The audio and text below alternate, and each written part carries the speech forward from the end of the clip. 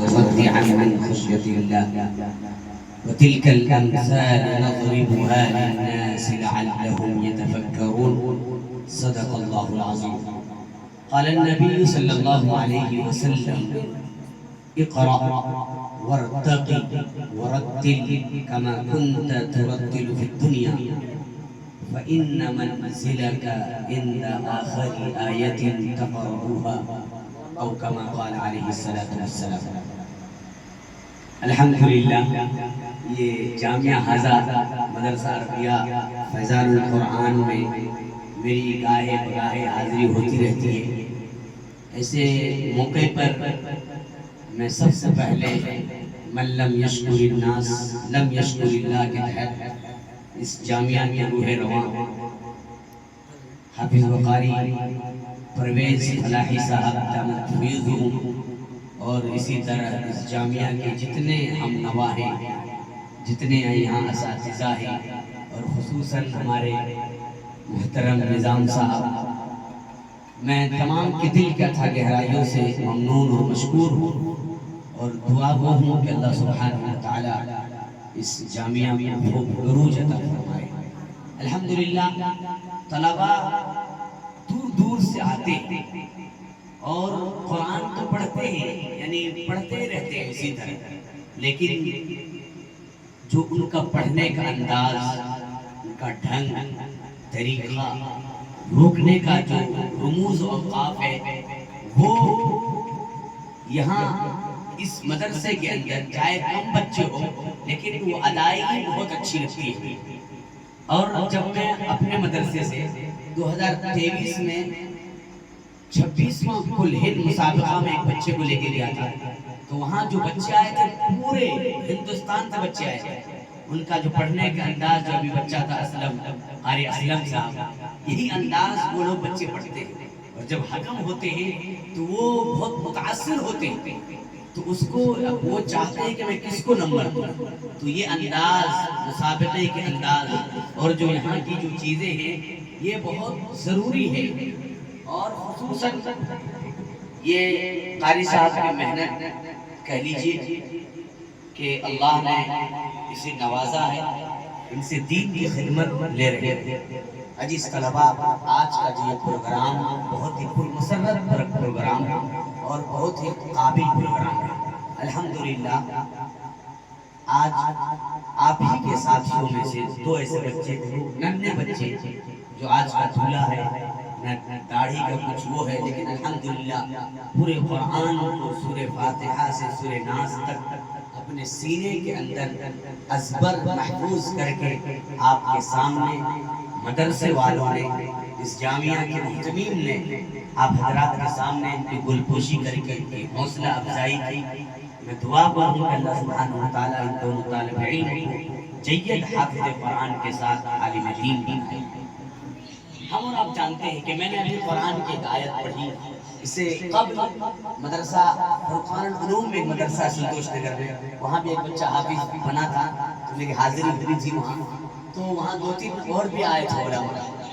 تو کہنے کا مقصد یہ ہے کہ اللہ رب ذوالجلال نے قرآن مجید کے اندر ارشاد فرمایا لو انزلنا ھذا القرآن علی جبل، جبل پہاڑ کو کہتے ہیں، کہ اگر ہم نے اس قرآن کو پہاڑ پہ نازل کرتا، لو انزلنا ھذا القرآن علی جبل لرأیتہ خاشعا متصدعا من خشیۃ اللہ، تو اللہ کی خوف سے ریزہ ریزہ ہو جاتا. بتائیے ان بچوں کی کیا عمر ہے؟ کیا یہ سینہ ہمارے اس گندے سینے کے اندر قرآن کے ایک مد، قرآن کے ایک حروف کیا سما سکتا ہے؟ لیکن اللہ سبحانہ و تعالیٰ نے اپنے آخری میسنجر محمد رسول اللہ صلی اللہ علیہ وسلم کو سید الملائکہ حضرت جبرائیل علی نبینا علیہ الصلوۃ والتسلیم کے ذریعے سب سے پہلے جو وحی نازل ہوئی، جو قرآن کی جو سب سے پہلی جو آیت اتری، غار حرا کے اندر سید الملائکہ لے کر جاتے ہیں اور کہتے ہیں پڑھیے اقرا، کہتے ہیں پڑھیے اقرا بسم ربک الذی خلق، اللہ اکبر، ہم سب کے نبی، آخری میسنجر اور تمام نبیوں کا سردار، جن کے صدقے میں یہ دنیا بنائی گئی، چاند سورج ستارے بنائے گئے، وہ خود کہتے ہیں لا انا قاری، کہ میں پڑھنا نہیں جانتا. 3 مرتبہ کہنے کے بعد خود اللہ کے نبی پھر 5 آیت سورہ علق کی پڑھ کے سناتے ہیں کہ اقرأ بسم ربک الذی خلق، پڑھیے اپنے رب کے نام سے جس نے آپ کو پیدا کیا. اقرأ بسم ربک الذی خلق، خلق الانسان من علق، اقرأ وربک الاکرم الذی علم بالقلم، علم الانسان ما لم يعلم. تو یہ قرآن ان جیسے چھوٹے چھوٹے ادنا سے ادنا طالب علم سینے کے اندر قرآن کو اللہ نے محفوظ کر دیا.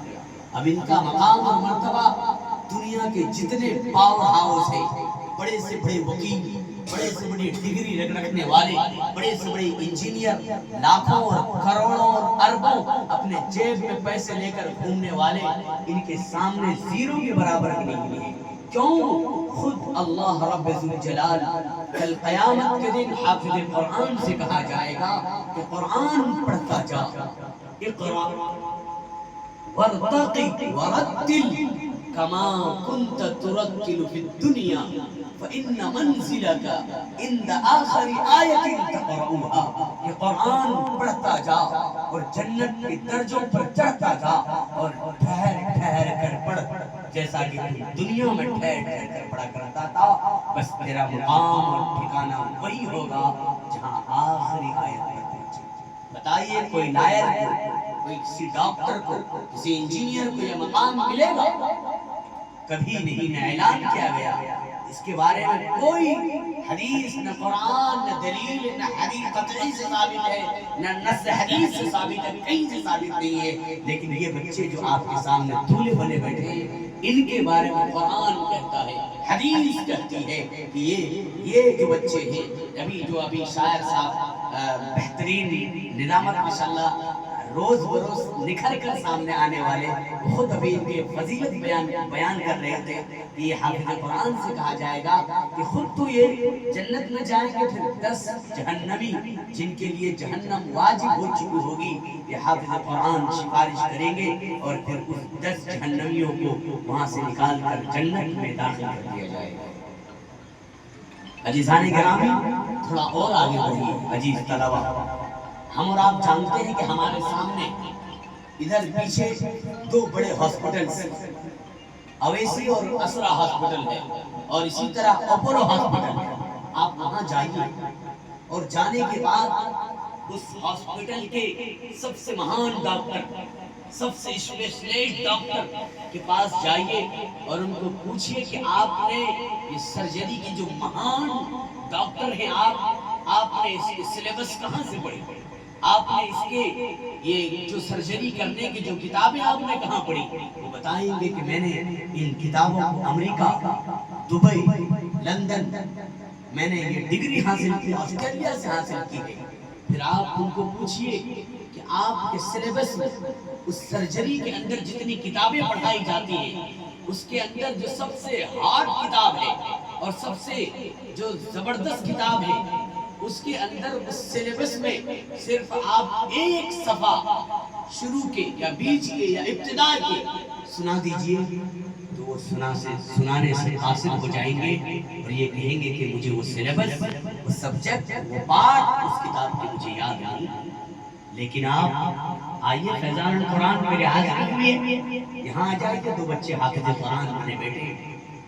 آج آئے دن طلبہ کو حقیر نگاہوں سے دیکھتے ہیں، حقیر نگاہوں سے انہیں جانتے ہیں کہ ان کے پاس کیا ہے.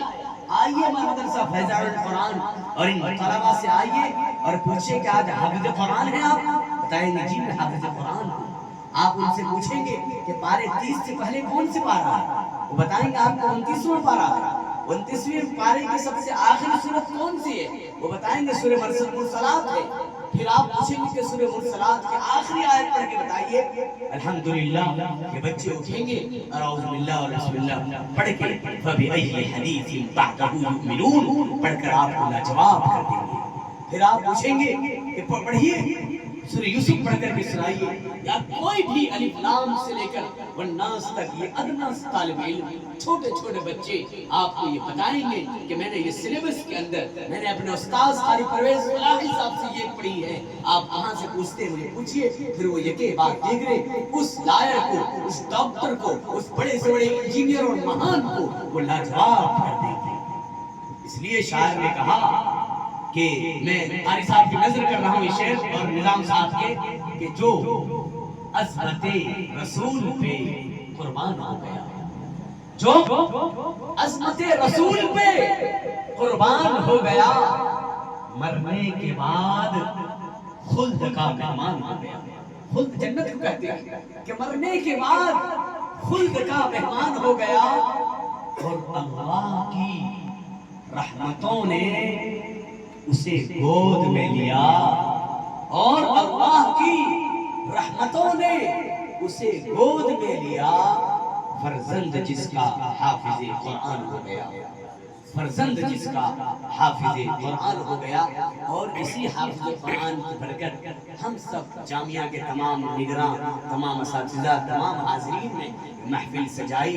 میں دعا گو ہوں کہ اللہ سبحانہ و تعالیٰ اس مدرسے کو یوں ہی عام و تام فرمائے، اور یہاں کی حاضرین کی خدمات کو اللہ قبول فرمائے. اور اس شعر کے ساتھ میں اپنی تقریر کو ختم کر دینا چاہتا ہوں کہ دنیا کے شاعروں کا دیوان پڑھ کے دیکھو. دنیا میں بہت سارے شعراء ہیں، یکے بعد دیگر شعراء، بے شمار شعراء، لیکن شاعر کیا کہتا ہے کہ دنیا کے شاعروں کا دیوان پڑھ کے دیکھو، اس کے بعد رب کا قرآن پڑھ کے دیکھو، اس کے بعد رب کا قرآن پڑھ کے دیکھو. آنکھیں بھی ہوگی روشن، دل بھی بنے گا گلشن. آنکھیں بھی ہوگی روشن، دل بھی بنے گا گلشن. تم صرف ایک سورت رحمان پڑھ کے دیکھو، تم صرف ایک سورت رحمان پڑھ کے دیکھو.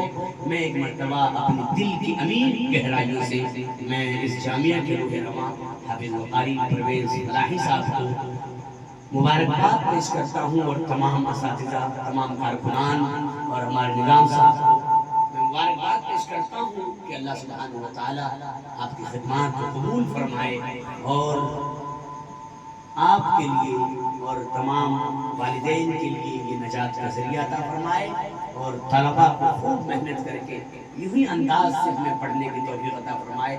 آمین. وآخر دعوانا الحمدللہ رب العالمین.